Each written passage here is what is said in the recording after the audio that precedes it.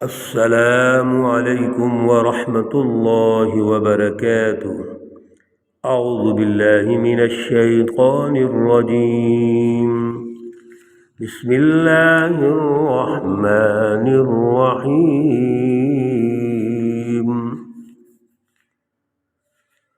قال اما من ظلم فسوف نعذبه ثم يرد إلى ربه فيعذبه عذابا نكرا۔ صدق اللہ العلی العظیم۔ اللہم صلی علی سیدنا ومولانا محمد النبی الأمی وعلى آلہ واصحابہ وبارک وسلم وصلی علیہ۔ معزز بہنوں اور بھائیوں، آج کا درس قرآن سورۃ الکہف سے ہے، پارہ نمبر 16 ہے، آیات متبرکہ مقدسہ نمبر 87، 88، 89 اور 90، 91 اور 92 ہیں۔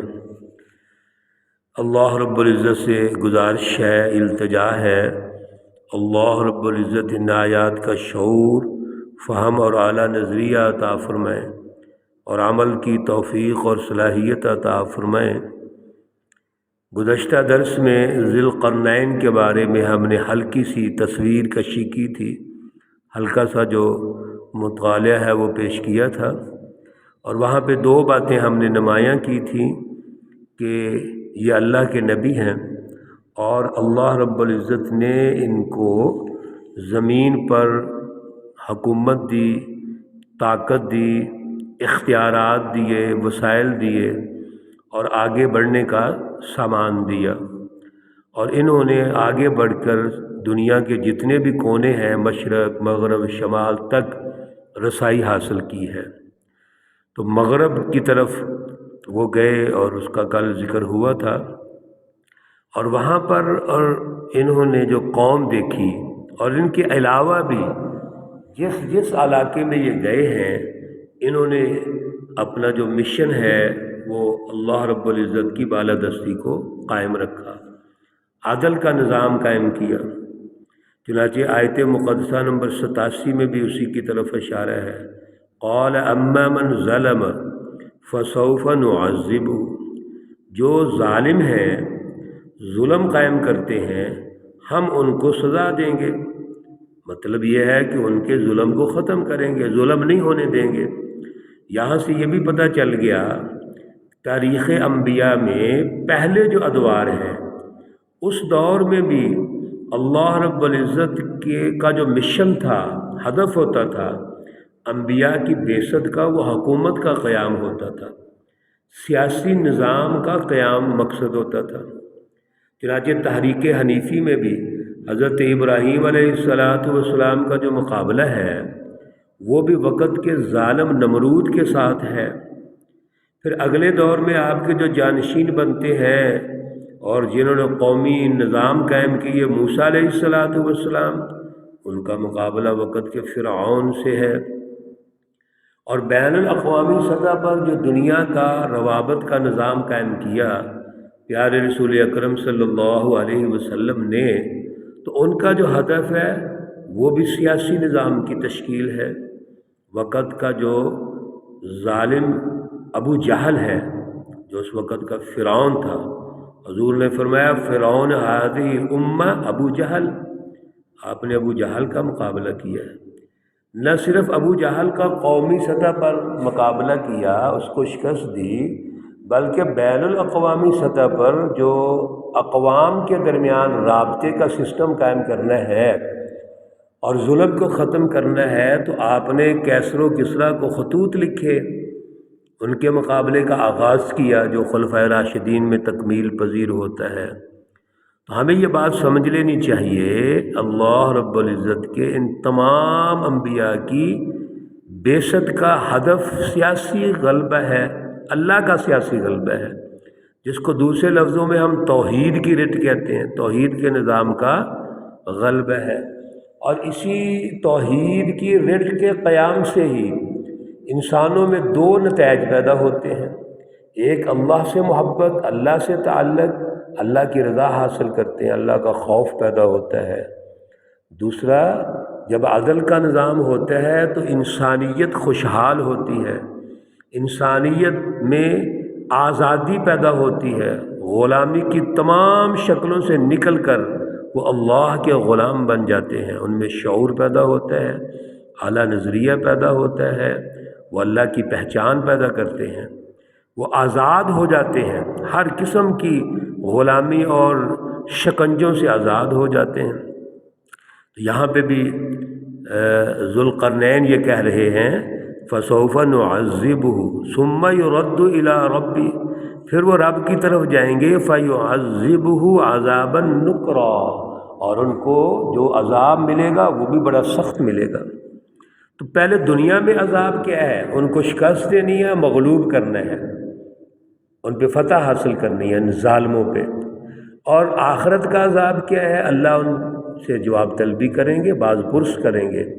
وَأَمَّا مَنْ آمَنَ، اور جو لوگ مومن ہیں، وَعَمِلَ صَالِحًا، جن کا کردار عدل والا ہے، انسانیت والا ہے، فَلَهُ جَزَاءً الْحُسْنَى، ان کو جو بدلہ ملنا ہے وہ بھلائی کا ملنا ہے۔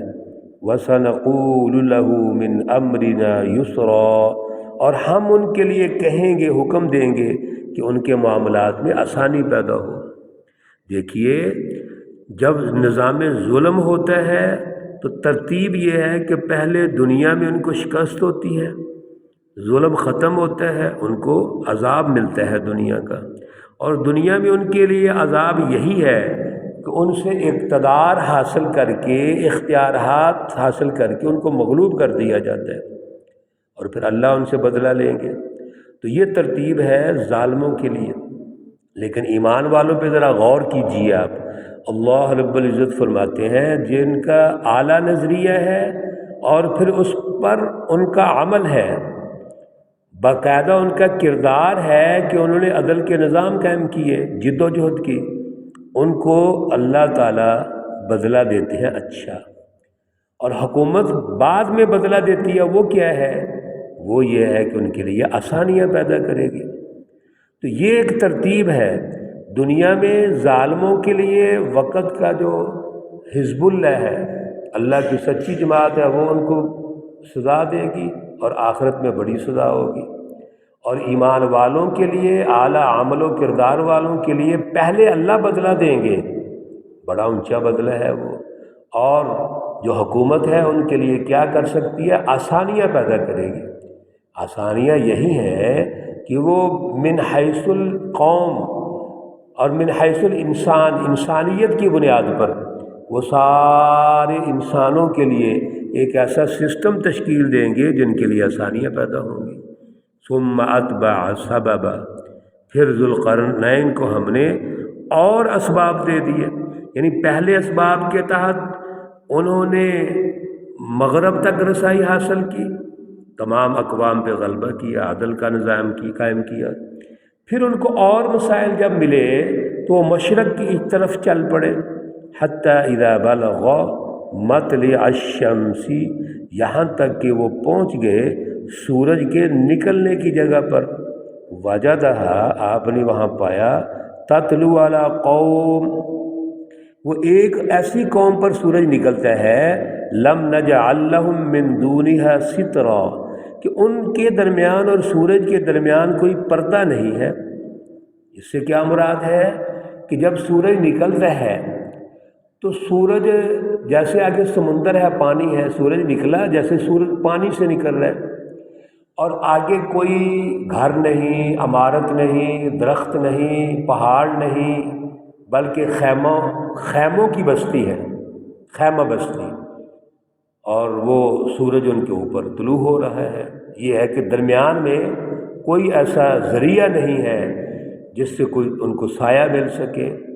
تو جب سورج نکلتا ہے تو ڈائریکٹ ان کے اوپر وہ ہوا پڑتی ہے، اس کی سورج کی روشنی پڑتی ہے۔ ڈائریکٹ جو حالات ہیں سورج کے وہ نمایاں ہو جاتے ہیں۔ کذالک،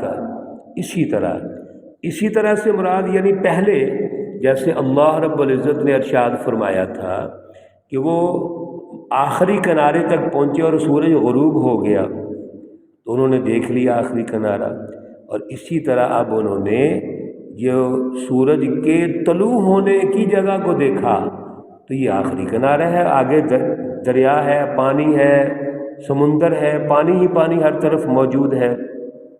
وَقَدْ أَحَطْنَا بِمَا لَدَيْهِ خُبْرًا، اللہ رب العزت نے ارشاد فرما دیا کہ یہ جو کچھ بھی ہے اس کے قابو میں آ گیا ہے، یعنی ان کی حکومت بن گئی ہے، اس سے اللہ رب العزت باخبر ہے۔ اللہ رب العزت نے اسی طرح گویا ان کو اختیارات دیے، قدرت دی، وسائل دیے، اور وہ پہنچ جاتے ہیں سورج کے طلوع ہونے کی جگہ پر۔